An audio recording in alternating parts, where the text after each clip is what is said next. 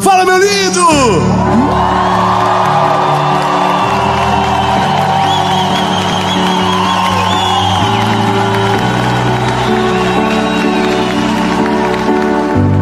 Essa é a última mensagem da série Sabedoria. Eu quero muito que você fique comigo até o final, mas pode ter certeza, nessa altura do campeonato já deve ter uma série nova nascendo e Deus tem algo novo para você. Mas como a gente precisa terminar, a última mensagem, ela sempre tem algo diferente. E essa mensagem nasceu dentro de uma reunião de escola, onde Deus moeu o meu coração com uma palavra, e que eu quero que você viva isso comigo. Antes, curte o vídeo, comenta, compartilha, manda para todo mundo, se inscreve no canal, é rapidinho, você aperta o botão, se inscreve, ativa o sininho. Nós estamos chegando a 10 milhões de inscritos, que Deus nos ajude, nós vamos chegar. Irmão, nós vamos chegar a 20 milhões e não chega a 10, é confusão, é ansiedade. Mas vamos chegar, quanto mais gente alcançada pela palavra, melhor. E por falar em palavra, vamos para o vídeo.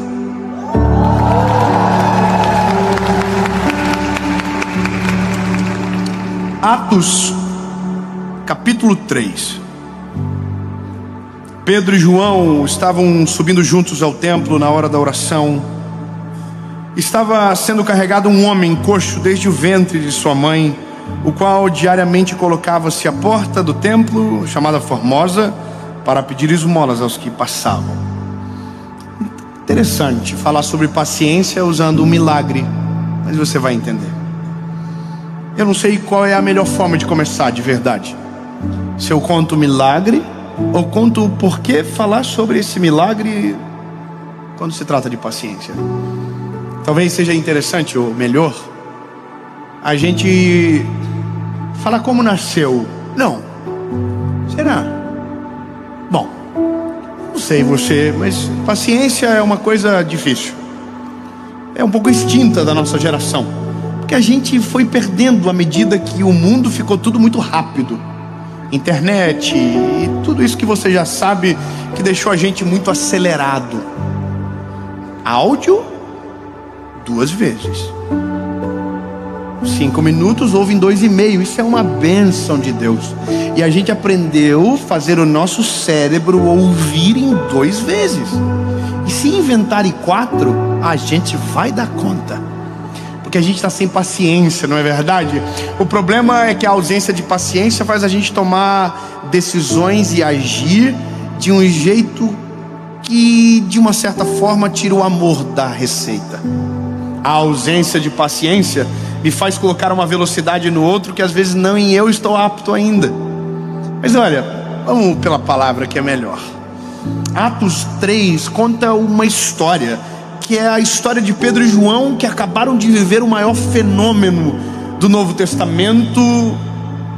Quando eu digo fenômeno espiritual, que foi a descida do Espírito Santo em Pentecostes. Atos capítulo 2 conta que o Espírito Santo desceu e encheu todo mundo que ali estava. Só que veja que importante essa reflexão. O que é ser cheio do Espírito Santo? E a gente, não sei você, mas eu sou de um tempo que ser cheio do Espírito Santo é quem falava em línguas estranhas. Sabe aquela parada? Não sei se você sabe, então eu preciso explicar. O meu público não é só quem viveu dentro da igreja, muitos são de quem nunca entraram. Falar em línguas, um dom que todos nós que nascemos na igreja, talvez por um tempo pensávamos que só quem falava em línguas estranhas era cheio do Espírito Santo. Deixa pra lá, não quero falar mais, não fica estranho, fica ofensivo. Mas veja, falar em línguas, durante muito tempo a gente pensava que era isso, só que não. Uma coisa é uma coisa, outra coisa é outra coisa. Uau, que profundo. E isso não é ser cheio do Espírito Santo. Ser cheio do Espírito Santo é ser cheio de Deus. E quando eu digo ser cheio de Deus, é carregar os atributos de Deus na nossa vida. E o que Deus é? Deus é paciente, benevolente, amor, misericórdia, compaixão. Então, quando você diz que alguém é cheio do Espírito Santo, é porque ele carrega na sua essência os atributos de Deus: paciência, benevolência. E é isso. Então Pedro e João acabaram de ser cheios do Espírito Santo. Então a imagem que a gente vem agora à cabeça não é só alguém pulando de alegria, é alguém vivendo de maneira justa, é alguém vivendo da maneira de Cristo. Então veja o que acontece quando alguém vive na maneira de Cristo. Eles estão indo para o templo na hora da oração, porque entenderam que quanto mais tem, mais querem. Isso é a presença de Jesus.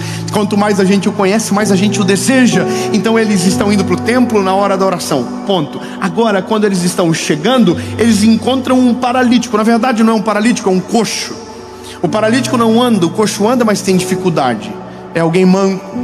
Então eles encontram um coxo e eles dizem algo, e eu estou sendo bem conciso. Eles dizem: nós não temos prata nem ouro, mas aquilo que nós temos, isso te damos. Levanta e anda. Muito obrigado pelo aleluia. Obrigado. Bom, veja, acabou, parece que o milagre está pronto. Então agora ele levanta, anda e sai. Só que aí a Bíblia vai dizer que não foi assim que aconteceu. Não foi imediato. A Bíblia diz que eles falaram levanta e anda, mas o coxo não levantou. O coxo foi levantado. Vou ser mais claro. Existe um coxo sentado à porta, pedindo esmolas, dizendo: dá-me uma esmola, por favor. Há muito tempo. A Bíblia diz que desde sempre ele fazia da mesma forma. Só que agora, quando eles chegam, eles dizem: levanta e anda. Só tem uma reflexão importante. Uma ordem para quem nunca andou é diferente. Veja, como que eu falo levanta e anda para alguém que nunca andou e que não sabe exatamente o que é isso? Quer ver? Quem tem filhos aqui? Levante a mão. Bom, eu tenho 3. Cortei. Chega muito filho, maravilhoso, mas se vier o quarto, a confusão está garantida. Mas veja, quando a gente tem filho, tem uma parada, irmão, que pega todos os pais: o tal do andar. Irmão, e é uma competição do mal. Porque um pai fala pro outro: meu filho andou com 11 meses. Aí você fala assim: o quê? Meu filho está com 11,5 e não está andando, deve ter algum problema. Aí você vai pro Google, e aí você pega uns pais mais psicopatas que falam: meu filho andou com 7. Aí você fala: pronto, eu estou com um problema, meu filho deve ter um problema. Porque a gente tem uma questão que a gente quer ver os nossos filhos rapidamente amadurecerem. Então a gente quer que os nossos filhos tirem e saiam da fralda logo. A gente quer que os nossos filhos andem logo. E a gente quer que eles façam no nosso tempo. E isso é o mal de todos os pais. A gente não tem paciência, porque a gente já anda, a gente já saiu da fralda há muito tempo, a gente já amadureceu há muito tempo. Então a gente quer que os nossos filhos acelerem o passo, até um dia que a gente diga: que saudade de quando não andava, que saudade de quando pedia para eu levar no banheiro e limpar o bumbumzinho, que saudade.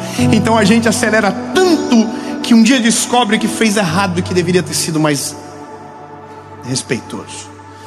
O texto é tão incrível que a Bíblia diz que eles tomaram pela mão direita o paralítico e levantaram. Só que não só levantaram, a Bíblia diz que eles esperaram se firmar os arteiros.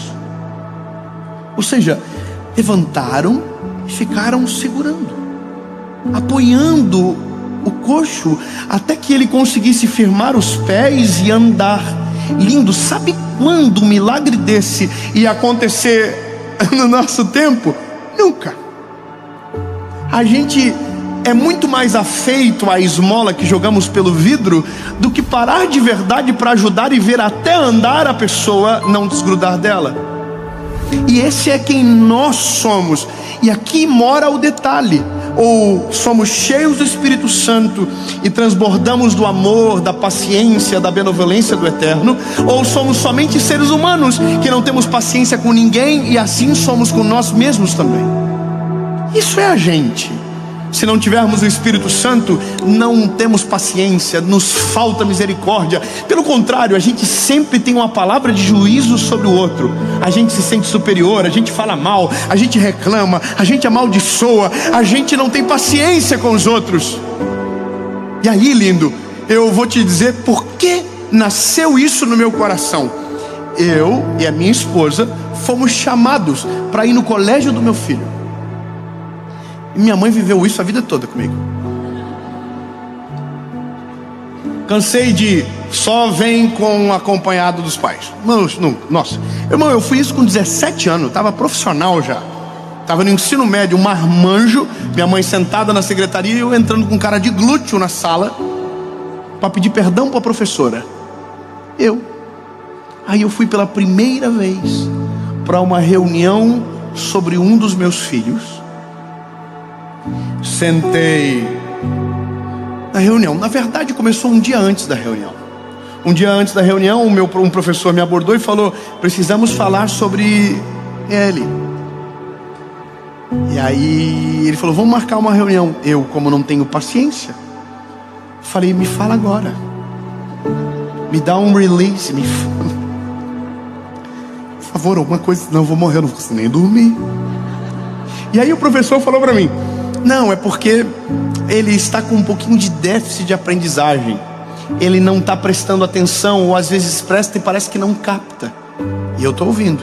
E ele falou mais, ele falou: e às vezes ele está brigando com os amiguinhos. E não é que a gente às vezes não vê, mas aí os amiguinhos dizem, a gente não sabe o que está acontecendo, se ele está ficando nervoso por alguma coisa. E aí, irmão, eu já estava assim, ó, olhando para o carro,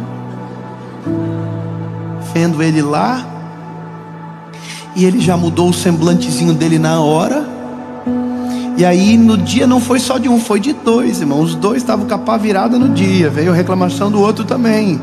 E aí eu entrei no carro, o mais novinho falou: o que foi, pai? Eu falei: nós vamos falar quando chegar em casa. Irmão, eu gerei um pavor neles. Então a gente chegou em casa, eu já chamei o pequenininho, falei: seguinte, aconteceu isso. E falei: você está de castigo. Tirei tudo que não era para tirar naquele dia, já tirei também.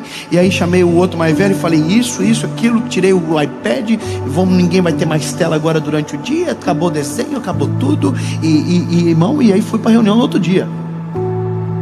Não tinha nem acontecido a reunião não.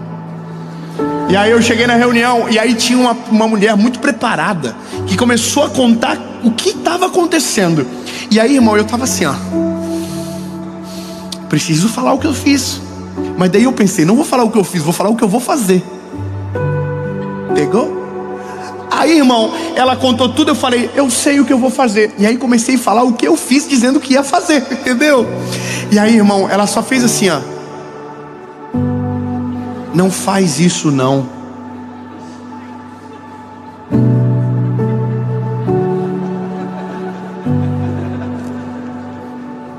Eu falei: por quê? Ela falou: porque se você fazer dessa forma, você vai perder ele. Você vai sufocar ele. Ele não vai melhorar. Ele vai piorar. Lindo. Aquela professora falou aquilo para mim. O Espírito Santo entrou dentro daquela sala e falou comigo: já pensou se eu fosse contigo da mesma forma? Já pensou se eu te tratasse com a mesma energia e com a mesma velocidade? Você não iria me suportar. E aí, irmão, eu de verdade, eu saí dentro daquele colégio arrasado comigo, destruído por dentro. Cheguei em casa, chamei os meus filhos e disse: o pai precisa mudar uma parada que o pai fez. E comecei a mudar a conversa com eles. Mas naquele dia Deus me fez me lembrar desse coxo, que não precisava sair correndo, porque nunca havia andado. Então ele tem gente cheia do Espírito Santo que tem paciência para esperar ele amadurecer as pernas, criar força nos músculos, para então poder andar. E glória a Deus, que Deus não é da mesma maneira que a gente. Deus é o único que conhece todas as nossas falhas, todos os nossos pecados, todos os nossos segredos, todos. todos, e mesmo assim escolheu nos amar. Da mesma maneira, sabendo tudo, nos amou de maneira inteira e completa. E não só amou com palavras, mas entregou o Filho na cruz do Calvário para salvar eu e você. E isso é o verdadeiro amor. Paciente porque sabe esperar a hora certa de chegar, benevolente porque perdoa, apaga passado, misericordioso porque a gente não merece, mesmo assim faz. Já pensou se Deus fosse comigo e com você da mesma velocidade que nós somos com os outros? Não estaríamos aqui. E aí eu entrei numa crise na minha vida com Deus e comecei a me lembrar de quem eu sou e o que já fiz. Me lembrei de tanta coisa e comecei a imaginar se eu fosse o Deus dos céus, o castigo que eu estaria não teria saído até hoje. Eu já teria desistido de mim há bastante tempo, porque eu sei quem eu sou.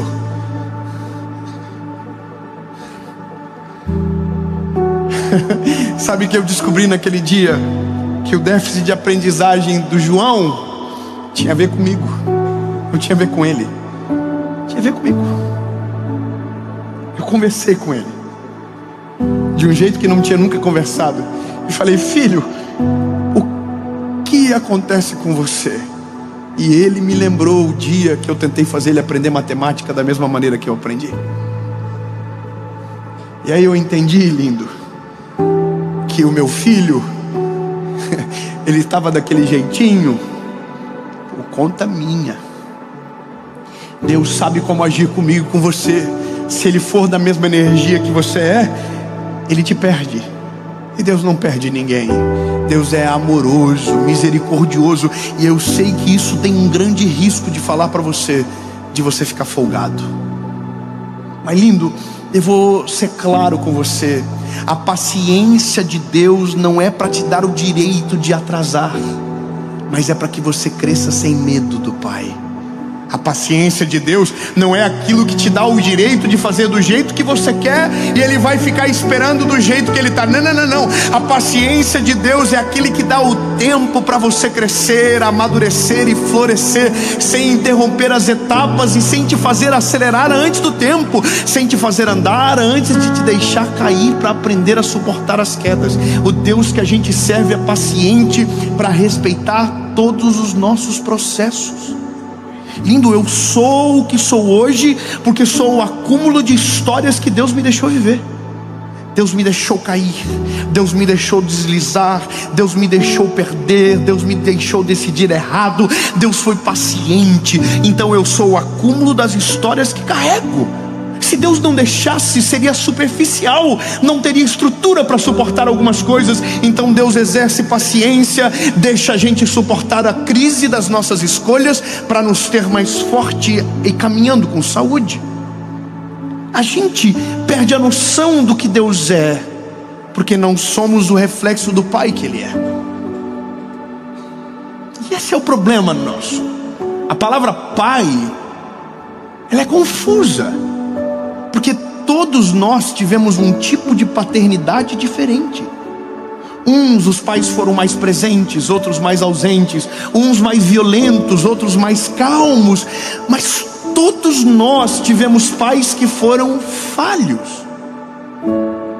E eu quero que você entenda que o dia que você for pai, se ainda não o for, você será falho em alguma coisa. Nós não somos perfeitos. Então, quando falamos da paternidade de Deus, pensando que nele existe falhas, nós estamos errados, porque o amor dele é diferente, a maneira dele proceder é diferente. Ele não corre na nossa direção para nos castigar, ele corre para nos pegar no colo. Ele não corre na nossa direção para nos machucar, ele corre para sarar as nossas feridas. Ele não vai na nossa direção para nos ameaçar e colocar contra a parede. Não, ele vai para nos perdoar, para nos dar um novo caminho, para restaurar as nossas forças, para aliviar o nosso cansaço. E esse é o problema. A gente se assusta porque se fosse nós no lugar dele seria diferente. E por isso tem tanto tanta gente vivendo oprimida e sufocada no mundo, porque pensa que Deus age com ele da mesma maneira que ele age com os outros, e não é assim. Deus é paciente. Deus tem paciência com você. Deus teve paciência comigo. Deus esperou eu tomar vergonha na cara 19 anos da minha vida, e depois que tomei vergonha, tive que tomar mais vergonhas, e até hoje Deus está esperando coisas que eu preciso amadurecer urgente, e que ainda não amadureci. Deus está aí, estou te esperando, meu lindinho. Bora, continua crescendo, continua amadurecendo, continua dependendo de mim. Crescer e amadurecer não significa perder a dependência, pelo contrário, me faz subir todas as vezes para pregar com temor no coração, dizendo: Jesus, eu ainda preciso de ti. Eu não vou crescer o suficiente a ponto de viver longe da tua presença. Senhor, eu preciso todos os dias e cada dia mais. Mas Deus espera. Lindo. Eu sei que todos nós aqui temos as nossas histórias, mas eu vou te falar uma parada: alivie a pressão que você carrega. Ô meu irmãozinho mais novo, bebê da família, bebê da casa, que acabou de chegar agora na presença de Jesus, de boa, você não precisa ter a mesma intensidade de que alguém que caminhou mais tempo do que você. E relaxa, deixa os irmãos mais velhos para lá. Sabe qual que é o nosso problema às vezes? É porque o pai é paciente e os irmãos são revoltados. Você já viu? O pai nos espera e os irmãos não deixam a gente não. Irmão, eu sou um evangelista. Meu povo meu, minha galera, é muita gente que começou agora, que acabou de conhecer Jesus, chegaram agora no time, acabaram de conhecer Jesus, mas ainda estão tudo perdido. Tem uns que fazem umas coisas que só Jesus. Eu sou da galera, irmão, que faz tanta coisa que... Ai, meu Deus do céu. E tem gente que vem brigar comigo. Olha aí, ó, tá vendo? Te acompanha, mas faz umas bandidagens aí, ó. O povo gosta de confusão, irmão. O povo não tem paciência com os irmãos mais novos, não. Aí os irmãos mais velhos estão atormentando, e o pai está dizendo assim: deixa ele crescer em paz. Eu não vou fazer ele andar agora, deixa. Imagina, é igual eu chegar para os meus filhos e dizer: você vai ter que andar agora, acabou de nascer, não tem nem dente na boca. Então, lindo, alivia a pressão e deixa Jesus trabalhar dentro de você do jeitinho dele. Eu não estou falando que você pode pecar, lindo, claro que não, bobão. Ai, porque então, não pode. Mas se você tropeçar, ele não vai correr para te ferir, ele quer te perdoar. Ele quer trazer você para perto. Ele não quer expulsar você de casa. Eu vi um vídeo esses dias que eu apavorei. Chega pro teu filho e diz que você vai mandar ele para fora. Não vou mandar. É ele que vai amadurecer e querer sair. Eu não expulso o filho de casa. O Deus que a gente serve não expulsa o filho de casa.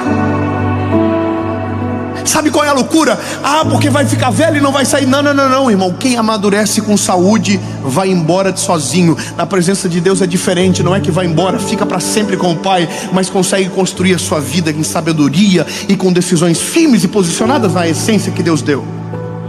Mas eu não expulso o filho de casa. Esse é um negócio. A gente precisa tirar rapidamente essa loucura que a gente carrega nessa paternidade que precisa ser trabalhada em um Deus que a paternidade é perfeita. Cheguei pro João. Cheguei por Noah. Eu tenho, irmão, quando você tem filho, não sei se você tem, eu tenho 3. Um é diferente do outro.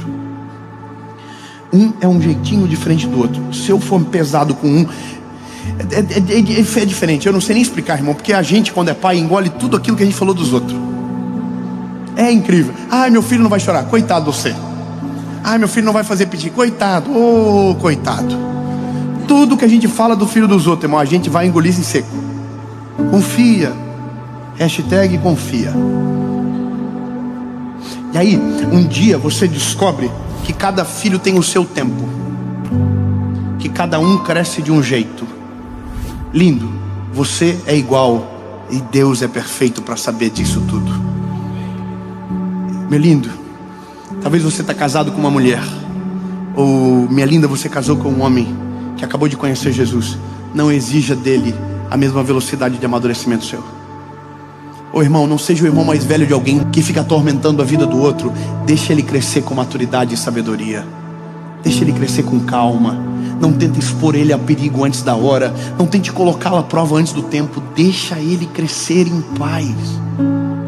Sabe, eu preciso falar isso para o mundo ouvir. Pare de ser chato.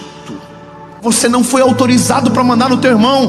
Quem manda é o pai, ele é o dono da casa. Eu não deixo o João educar o Noah, é eu que vou educar ele. Deus não quer que você fique forçando a barra com os irmãos mais novos. Irmão, o maior problema da igreja do nosso tempo é quando o irmão mais velho tenta educar o irmão mais novo sem a permissão do pai. Para logo. Deixa Deus completar a obra. Deixa Deus. Você andou com 11 meses, talvez ele ande com 1 ano e 1. Talvez você andou com 7, ele vai andar com 11. O problema é dele. Deus é o pai dele, assim como é o teu. Respeite o tempo. Você falou com 2, ele vai falar com 3. E daí? Eu conheço um dos maiores cantores do Brasil, falou com 4 anos. 4 anos de idade foi a primeira palavra. Hoje é um dos maiores cantores da nossa nação. Deixa o tempo de cada um ser respeitado. Paciência. Por isso que eu sou apaixonado pelo Senhor Jesus, porque quando eu olho para o amor dele, eu me encontro, tenho paz e segurança para permanecer no caminho. Ele não me oprimiu, ele não me sufocou, ele me salvou, ele me amou, ele me libertou, ele mudou a minha história, ele me fez sentir amado. E por isso eu sou apaixonado pela vida e pelo amor do meu Senhor Jesus. Então, lindo, eu não estou falando que você tem que correr na mesma velocidade que eu só quero que você saiba, ouça o teu pai. Ouça ele.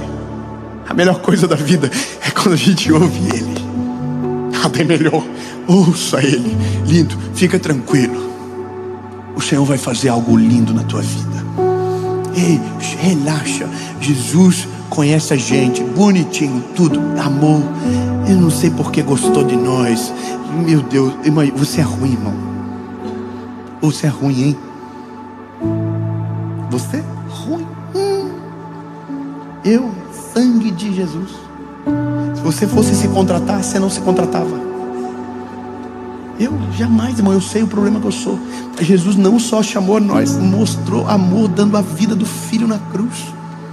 Então, a gente tem que aprender logo. Ele está dando tempo, ele consegue esperar, mas não esperando você na libertinagem, mas no desejo de amadurecer. Tem gente que pensa que a graça é o direito de pecar. Não, irmão. A graça é o poder de ser perdoado. Olha que poderoso. O Senhor nos dá a chance de sermos renovados.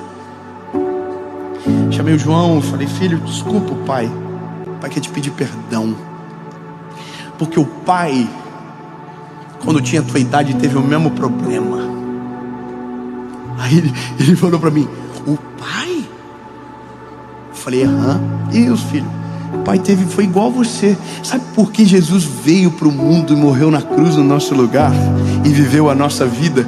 Para que um dia pudesse olhar para a gente: eu sei o que vocês passam, mas tem de bom ânimo, eu venci o mundo. E se eu venci, vocês também vão vencer. Você pode celebrar o nome de Jesus por isso, meu lindo. Ele não é um Deus apático, ele é um Deus empático. Ele se coloca no nosso lugar. Sabe qual é a loucura? Quando Deus olha para o homem, ele não vê a gente, ele vê Jesus. É o padrão perfeito. Como não amar esse evangelho? Como não amar? Como não olhar com misericórdia para o meu irmão mais novo, sabendo que já passei o que ele passou? E é isso que o evangelho faz. O evangelho traz para dentro de mim a natureza de Deus. O Pedro e o João estão esperando o coxo levantar, estão com o ombro debaixo dele. Aí a Bíblia diz que quando os arteiros se firmaram, ele foi para o templo junto com o Pedro e com o João. Só que a Bíblia diz que ele entrou saltando e pulando. Quando respeitamos as etapas, o resultado é sólido e duradouro. Quem tenta fazer o que não foi feito para fazer antes do tempo cai e às vezes nunca mais volta a andar. E é isso. O João está aprendendo a contar, está aprendendo a ler, está aprendendo as palavras. A gente vai tomar banho juntos. Eu falo: filho, escreve o nome do pai no box. Daí ele começa: é assim, pai? Fala: é assim. Segue, tá escrevendo. E aí quando ele termina, a gente faz uma festa.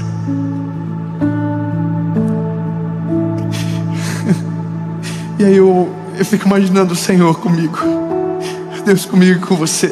A gente está caído, está vivendo distante dele, e aí a gente volta e diz: me dá chance, me dá chance. Deus diz: eu dou, claro, vamos. E aí você volta, o que acontece? Com uma festa. Aí você acerta um dia, ele diz: é o meu filho. É isso que é o amor do Evangelho, é o amor de Jesus por mim e você. É meu filho. Acertou um dia, acertou outro dia, acertou de novo. Aquele ponto não volta mais. Ele já decorou e aprendeu de verdade. Jesus é assim com a gente, Jesus é assim com você. Então, bebê, tem uma ótima notícia: aproveite a paciência para ser perdoado. Aproveite a paciência para ser amado. Aproveite a paciência para amadurecer com saúde e de maneira sustentável. Aproveite a paciência para decidir. E eu tenho uma pergunta, e dessa maneira termino a série. Você que nunca entregou a sua vida para Jesus, Ele teve paciência para te esperar até agora. Chegou a hora, meu lindo. Ah, mas eu acredito em tudo. Então esse é o problema. Quando você conhece Jesus, você descobre: não precisa de mais nada. Entregue o seu coraçãozinho para Ele. Foi embora, desistiu, o paizinho te trouxe de volta. Então volta para Ele. Volta para casa, bebê. Você não foi feito para viver longe da presença do Pai. Não é sobre a casa, é sobre o Pai que é o dono da casa. Volte para Ele. 2 perguntas e uma resposta, e é você que decide. Tenho que mudar muito? Não, Ele tem paciência para te receber do jeitinho que você é, e tem poder para mudar tudo que em você é. Poder, amor para te transformar de dentro para fora. Mas só você que decide, porque o convite está pronto. Eu estou à porta e bato. Aquele que ouvir a minha voz e abrir a porta, eu entrarei e farei morada. Olha como é paciente. Ele é o dono da porta, da casa, do morador da casa. E mesmo assim, bate na porta. A decisão é sua. A decisão é sua. Eu vou contar até 3. Se a sua decisão for sim, você levanta a mão e a gente vai fazer a maior festa que esse lugar já viu. 1, 2, 3. Levante a mão se você está tomando essa decisão.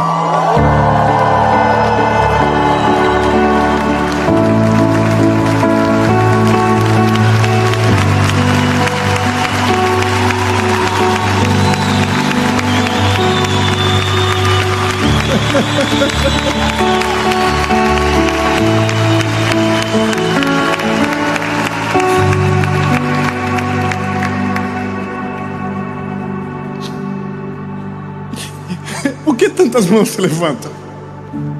É porque tem algo que constrange mais do que o medo. O amor. É o amor que constrange mais. Nada é mais poderoso do que o amor. O amor vence o medo, lança fora, transforma, muda o homem, constrange a ponto de nos fazer melhorar sem dores. O João está melhorando sem dores, o Noah está melhorando sem dores, e eu só tive as dores das crises que escolhi, porque o Pai sempre quis um plano perfeito, assim como quer para você. Sua decisão é sim, sua decisão é sim. Você vai repetir comigo uma oração, palavra após palavra, e aí fechamos a série Sabedoria. Diga comigo: Senhor Jesus, eu reconheço que sou falho e pecador. Me perdoa pelos meus pecados. Apaga o meu passado e escreve uma nova história. Eu nunca mais serei o mesmo. A partir de hoje, eu sou propriedade única e exclusiva sua, em nome de Jesus.